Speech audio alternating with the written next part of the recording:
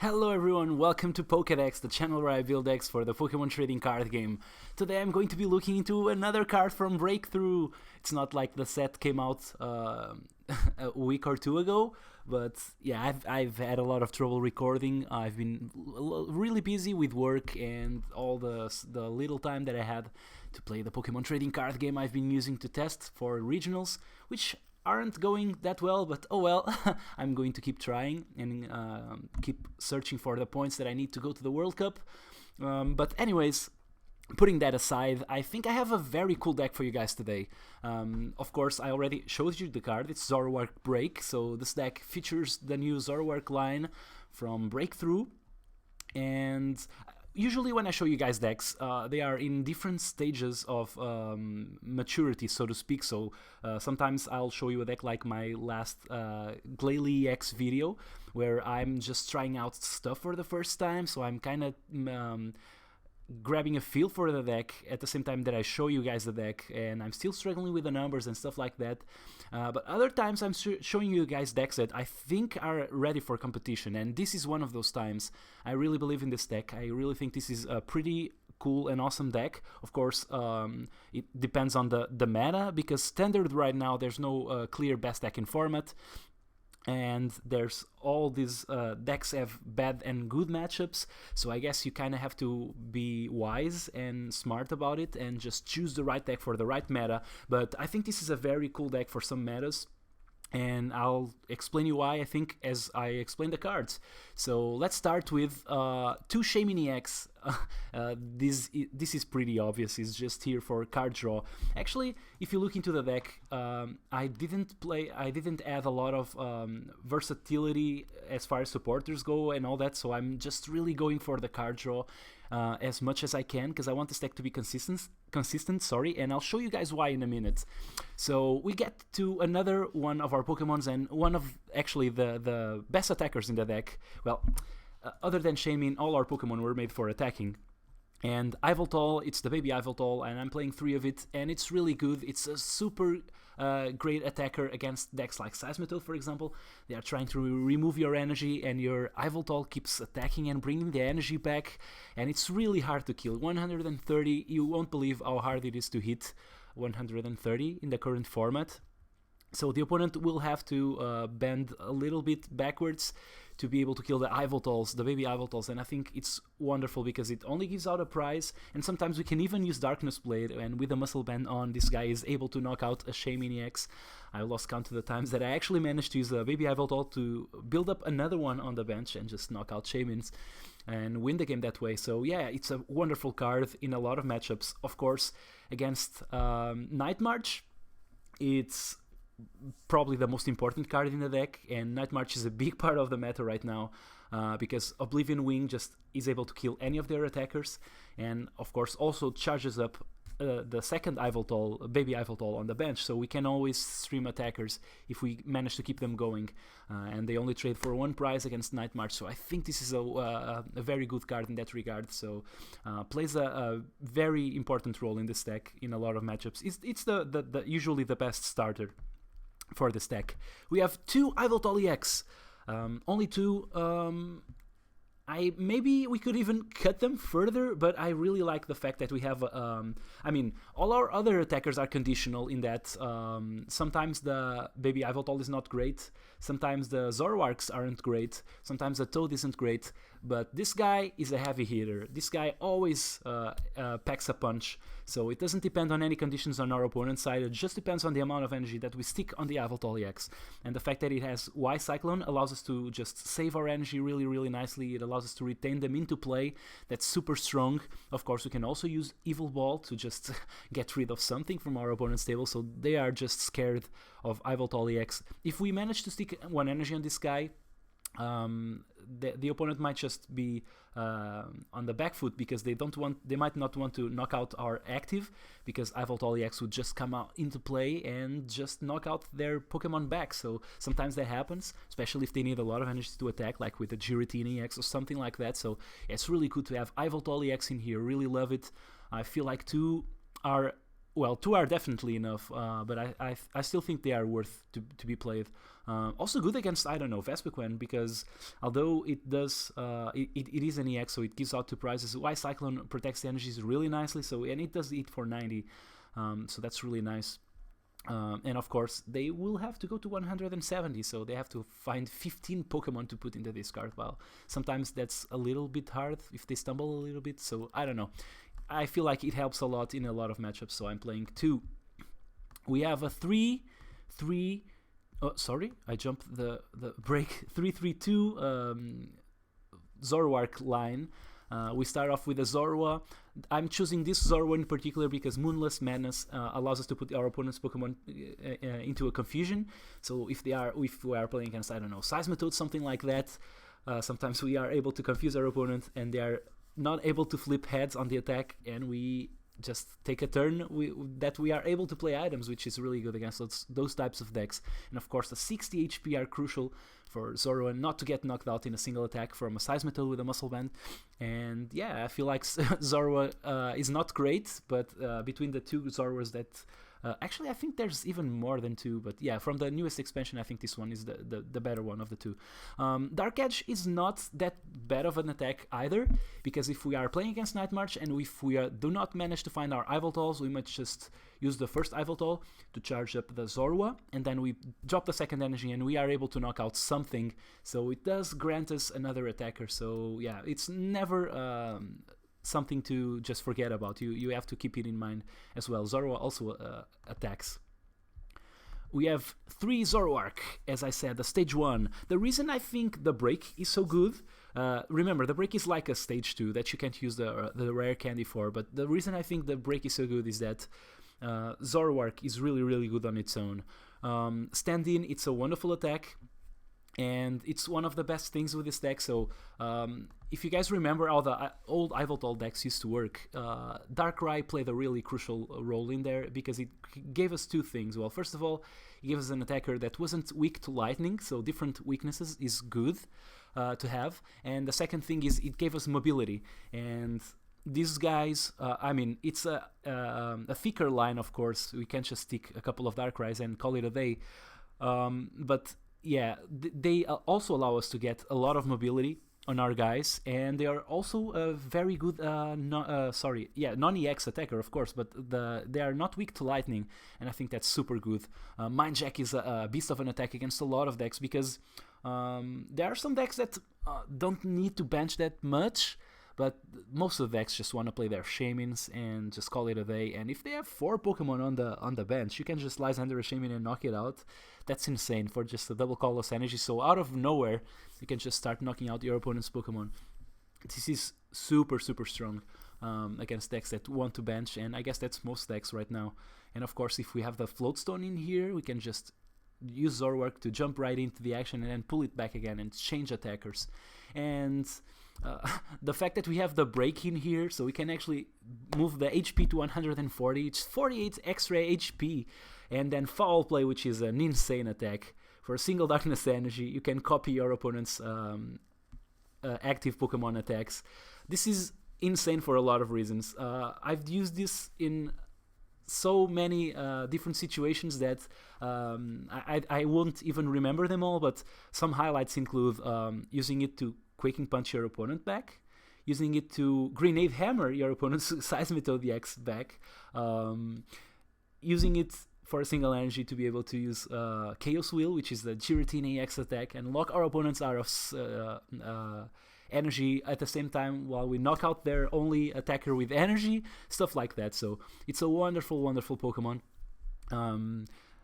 There are some games where it doesn't matter too much, but just for the 140 HP, remember, you don't lose the attacks on the stage 1 Zoroark, so you manage to keep the attack and the ability. So if you don't need the Foul Play at all, I mean, just for the 140 HP, it might be worth it. So yeah, this is maybe the heart and soul of the deck, in that Yveltal decks weren't viable anymore, and I guess this card just makes it so they are viable again. And the last attacker in the deck, it's to Seismitoad EX. I know Seismitoad EX was played in a lot of Yveltal decks back in the day, and the reason I think it's so good right now is that, well, for one thing, Zoroark, because it allows us the flexibility, the mobility. It actually, we gain a lot by having a flexible deck. So if we are not only playing Pokemon that hit for a lot of damage, if we are playing some Pokemon that attack the opponent on a different axis, I think the deck is going to be better. And Seismitoad is one such Pokemon, so it's not really in here for the damage, but against some decks, Quaking Punch is just insane, just locks them out of the game. They are struggling to even get going, to build their bench and all that. And we are just dropping energies in our Yveltals and our Zoroarks and just building up our guys. And that's usually enough. If after they kill our Seismitoad EX, we just raise hell on them. So yeah, because Zoroark is such a flexible Pokemon in that it allows us to switch between our attackers, I think it's worth it to play a different kind of Pokemon in here.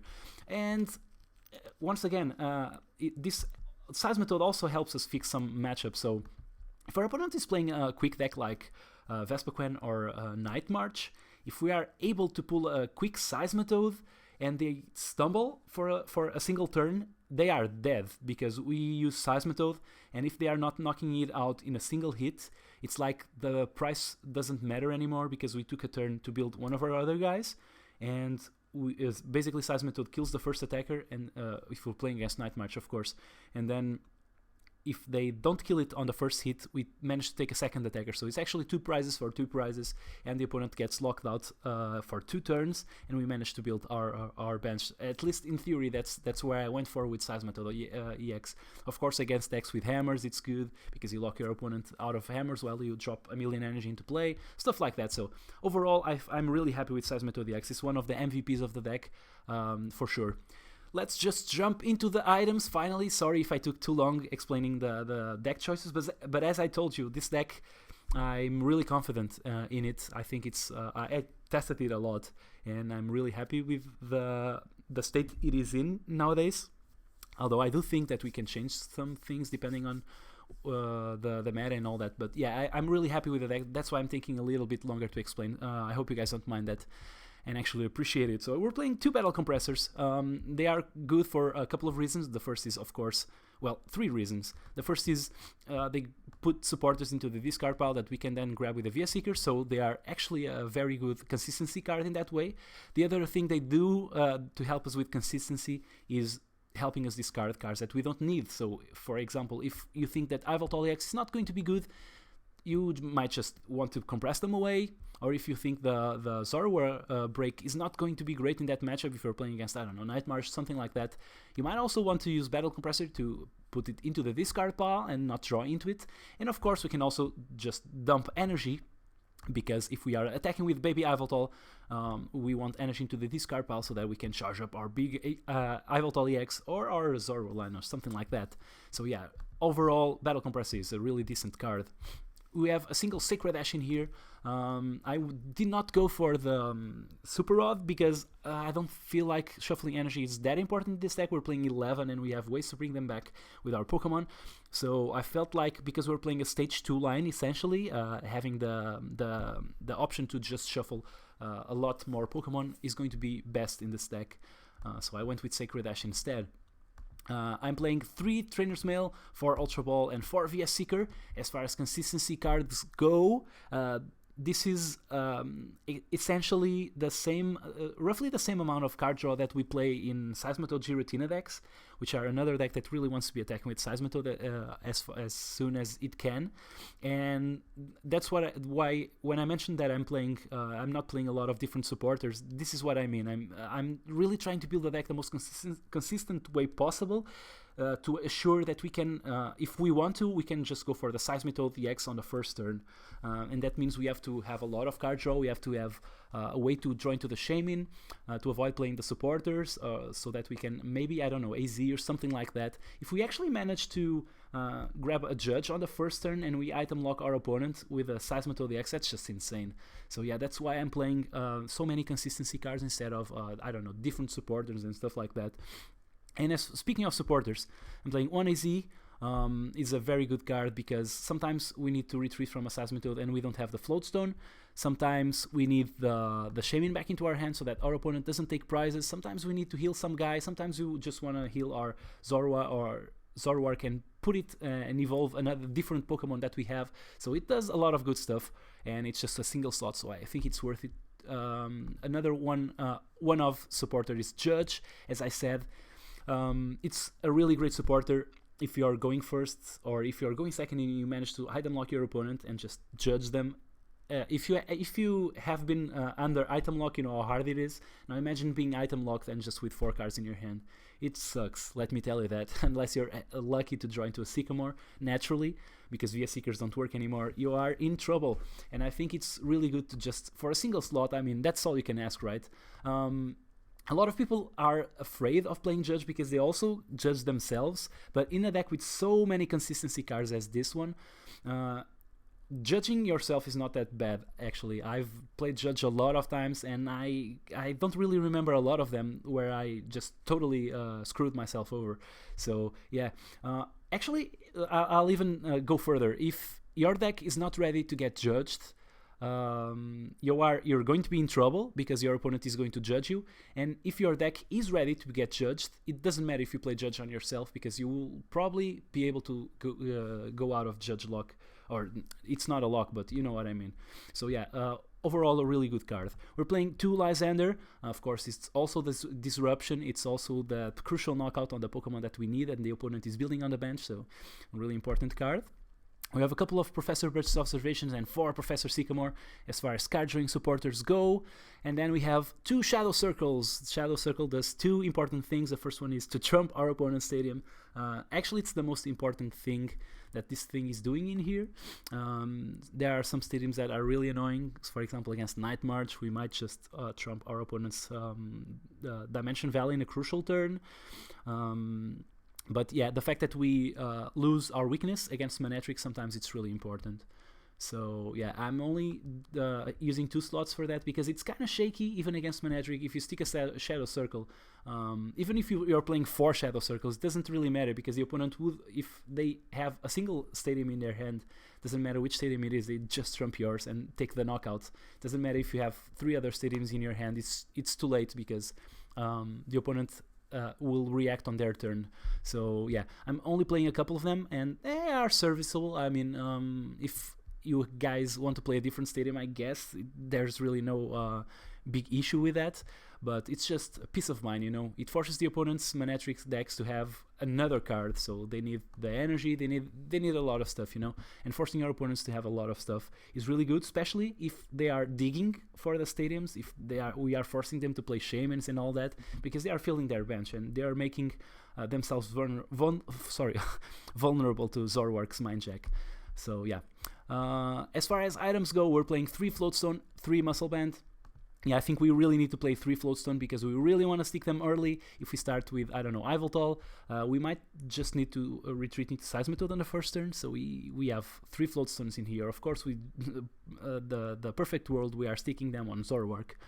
But yeah, it's a really nice card. And then 3 Muscle Band to increase the damage. If we stick them on Zoroark, don't stick the Floatstone without thinking if you're really going to need it or if you're going to discard it, because sometimes you really want to stick the Muscle Band instead. Mind Jack with a Muscle Band on, it's 30 base damage, so you're increasing 30 damage for each of your opponent's bench Pokemon, and sometimes they are not counting with the 30 extra damage from the Muscle Band and the base damage, so sometimes that also makes a difference. As far as energy goes, we're playing 4 Double Colorless and then 7 Darkness Energy. I think they are enough. But yeah, I mean, I'm quite happy with the deck, as I said. I think it's a very decent deck. It does have some bad matchups, but overall, I think it's very good against the field. Does not have any particular auto loss that I would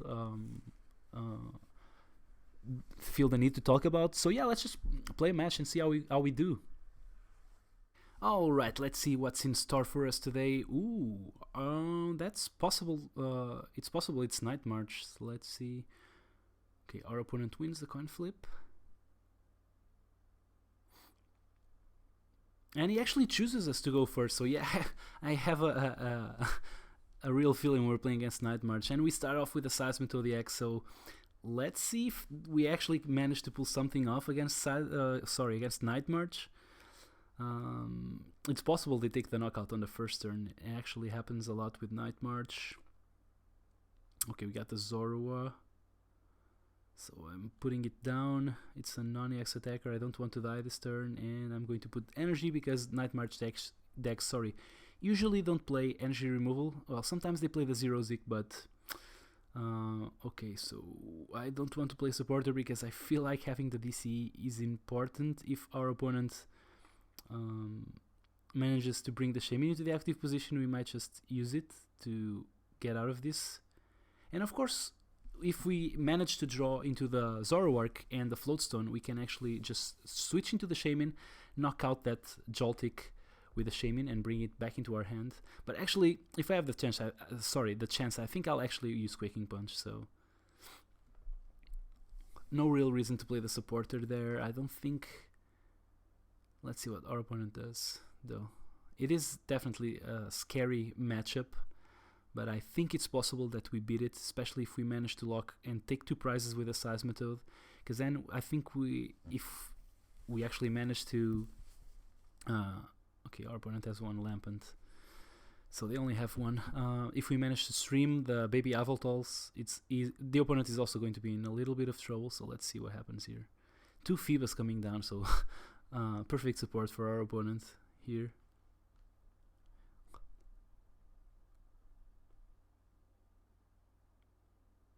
And there's a Sycamore being played.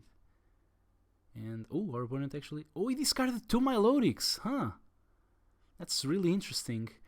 Yeah, that's also the power of Seismitoad EX. I mean, it was an awkward draw for my opponent. Oh, oh boy. He's playing Pokemon Catcher. That's surprising. But as I was going to say, yeah, the fact that my opponent could not pass the turn without playing the Sycamore, because otherwise it would just be item locked and in real trouble. So he has to play all the card drawing he can this turn and all the items he can. So if he did not play the Sycamore, he would be in trouble because he would get item locked, and he did not have anything other than other supporters like AZ and teammates. So yeah, I think my opponent ended up discarding from a very awkward end, but at the same time, I mean, there's really nothing. Oh, he actually plays hammers, okay. But I guess he's going to kill our Shaymin EX. If he doesn't, I don't know. I think I'll still play the... No, I'll go for the energy on the Shaymin, of course. And I'll use Sky Return, bringing the Zoroark back into our hand. That will give my opponent enough turns to build the Night March, I guess. But, oh, there's the double colorless energy. So, yeah, Shaymin is going bye-bye this turn. But what else?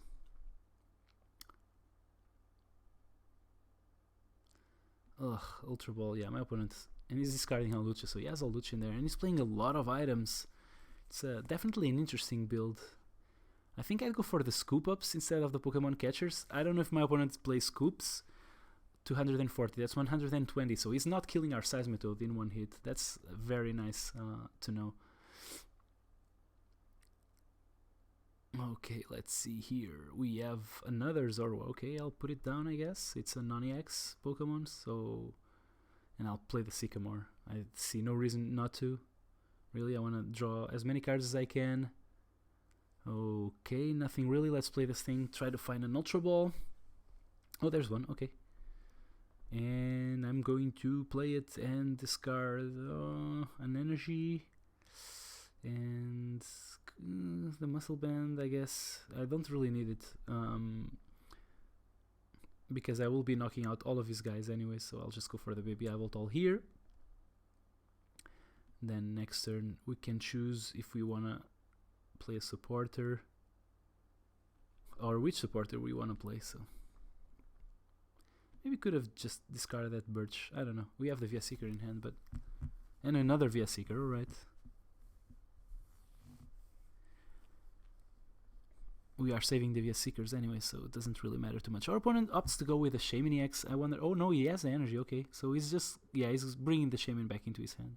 But he had another Shaymin in his hand. I don't know why that play.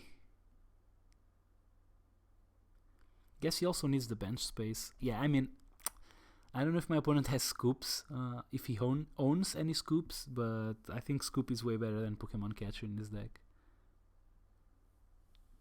It allows him to draw cards, allows him to draw the Melodic again. So I'm going to bring that baby to the active position. I'm just going to knock it out. I don't care about the energy my opponent has in hand, because now he has to promote something that's not a Night Marcher. Oh, a Zoroark, that's nice. And we have a Floatstone in hand, so as long as the opponent doesn't play Judge on us, and I don't think he will. Judge is way better in our deck than against us, so... Because remember, the opponent is item locked, so... And it's... Oh yeah, of course he's killing our Seismitoad because we already took 30 damage, so... And we're going to take another 30. But I really wonder what our opponent is going to put into the active. Well, I don't think we really need to wonder. It's probably... yeah, it's a Phoebus, of course. We're taking a prize where we're not killing a Night Marcher. And now... I actually think if I could manage 1, 2, 3, 4, 5, 6, 7... Yeah, it's enough to kill our Seismitoad. So if I manage to get to a second Seismitoad, that would be awesome, because we could retreat into it. Yeah, if I put the Muscle Band in here. And then, yeah, let's try to draw as many cards as possible. Because if I draw into another Seismitoad with a DCE, I can switch between Seismitoads. If I don't, maybe I just go for the Yveltal, I don't know. Oh, there's the double colorless. Let's see if we draw the Ultra Ball, please. Yay, Ultra Ball, okay. We actually managed to get there. So 1, 2, 3, 4, 5, 3, 5, 6, 7, 8, 9. Yeah. I think our opponent is 10 damage away from knocking out our Seismitoad, the new Seismitoad that we are bringing. So let's just discard. I'm kind of sad because I have to discard the Floatstone, but at the same time I'd rather keep the second Yveltal and the Lysander, and of course the card draw as well. So the fact that our opponent managed to kill Shaymin on the first turn was good for him, but at the same time it didn't let him kill our Seismitoad EX. But yeah, the fact that he had the Lysander so soon was really good for him, I think. We are just running after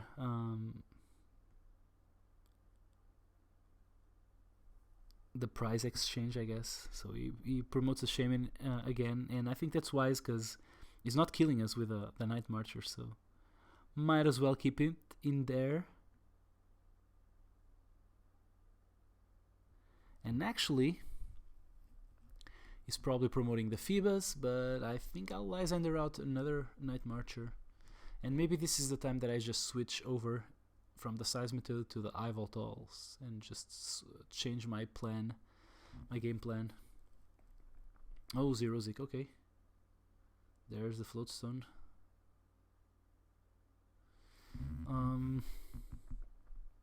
Yeah, this means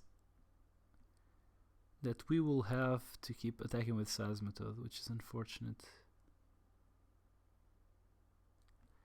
I mean, we will still be taking one prize, so I guess I can't complain too much.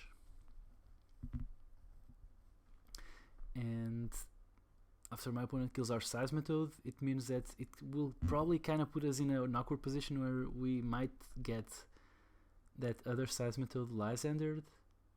So if we actually manage to get an AZ, it would be awesome here. But I don't know, let's see. Okay, we got another Ultra Ball, which I don't think I really need. But maybe I can play to get another Zoroark. Our opponent actually gave us a Joltik. That's interesting. And surprising as well. Yeah, maybe he's playing the Rod, Super Rod. Yeah, that makes sense. So we can actually go for the Melodic. Let's put this guy down. I feel like, yeah, my opponent is going to take a knockout next turn. So then I can actually play the Shaymin and go from there. So yeah, Quaking Punch. We have the Lysander to make sure that we... Oh, there's Judge. That's where it was. Okay, not that I searched for it a lot, but This is definitely a hard matchup. So the fact that we actually item lock our opponent this turn is cool because he's taking 2 prizes, but we are not knocking out that Joltik, and we are playing Judge. So he's not going to be item locked, but at the same time he's going to get Judge. I mean, against Night March, getting Judge is not the greatest thing. It's not the worst thing for him, but yeah, he's gone through a lot of stuff, so VR Seekers and stuff like that, so hopefully Judge will make a difference. Yeah. And he also has a Stadium down, so if we manage to draw a Stadium, maybe the Pump Cabo won't be able to attack.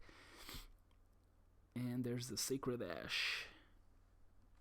Let's see, 1, 2, 3 VS Seekers, and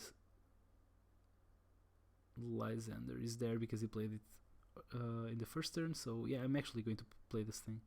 Don't want to shuffle Pokemon back into my deck because I would probably draw into them. It's not the worst end ever, but at the same time, we don't really have draw or anything like that, so I don't know. I'm just glad I was able to judge my opponent, because now he has to find... If we manage to get the Stadium, that would be perfect, but unfortunately we don't, because that would mean that my opponent would have to have exactly a VS Seeker or a Lysander, which he only has maybe 1 of now in the deck, and the Stadium and the Double Colorless Energy, and now he only needs the Double Colorless and the Supporter, actually, or the VS Seeker. So he's playing Battle Compressor. Let's see what my opponent does here. He's getting rid of useless cards at this point, I guess. So yeah, there's already 3 VS Seekers there, which is good for us, I guess. It doesn't do us any good if our opponent actually managed to draw into it, but we'll see about that. He needs to find 2 cards, and when we force our opponents to have certain cards, it might prove hard for them to get them. I mean, if the opponent is looking for a single card to kill us, is almost, I don't know, 90% to get it, right? There's so much draw in Pokemon trading card game. But if our opponent is actually looking for a couple of cards, it's harder. And if he's looking for 3 cards, it's even harder. So yeah, he's getting rid of stuff he doesn't need anymore. Yeah, like the Town Map and the Dimension Valley. Oh, and he plays the train. Oh! He got a Battle Compressor with that Trainer's Mail. So I think that's good news for us, because if he had a Lysander and the energy, yep, he concedes. He sees the writing on the wall. We would be killing his last guy, and does not, and he's not able to take the prize on the Seismitoad, which is perfect for us. So we just won that match. Woo! That was hard, I have to say, but yeah, the fact that our opponent Lysander our Shaman in the first turn was really awkward for us, because I was expecting to bring it to our hand at some point, but oh well, that's how the game goes. Now we were able to stream our baby Yveltals, which is perfect game plan against Night March, especially after we forced him to spend so much stuff just to go off under item lock.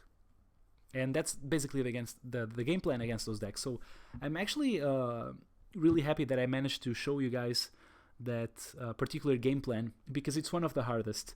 The other matchups kind of play themselves. You just play Zoroark and attack with it, and play Yveltal and attack with it. But the matchups where you need the Toad the most are the hardest. So I'm really glad I could show you guys that matchup in particular.